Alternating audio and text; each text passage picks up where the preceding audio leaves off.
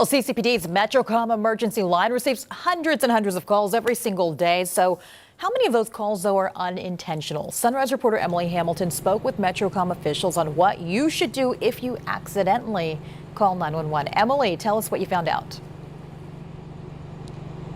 Well, Jen, you know, they say this happens all the time, and it's really not a huge deal, but the real problem comes up when Metrocom callers are not able to get back in touch with the person who misdialed.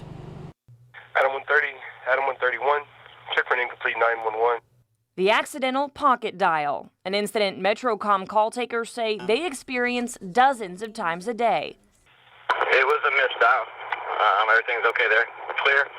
The problem, though, those call takers are often left to determine whether or not the call is an actual crisis. We have to treat every call as an emergency until we can determine otherwise. So if someone dials 911 and the call taker isn't able to make contact with anybody, we'll either have to do a call back or send an officer, or maybe a combination of the two, so we can actually check to make sure that everything's okay.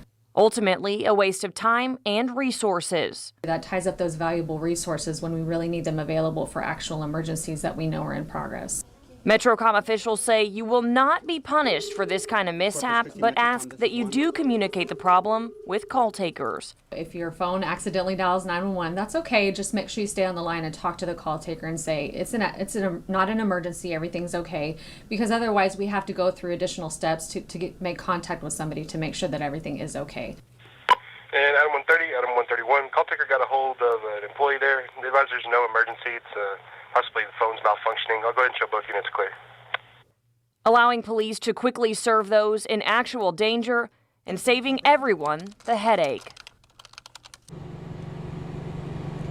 And Mike, something I found really interesting that many people probably didn't know is, you know, lots of times when parents get a new phone, they give the old one to the kids to play with. But even if that phone has no service, if the child dials 911, it will still go through to dispatchers, and then they're left to determine again whether or not that call was an emergency.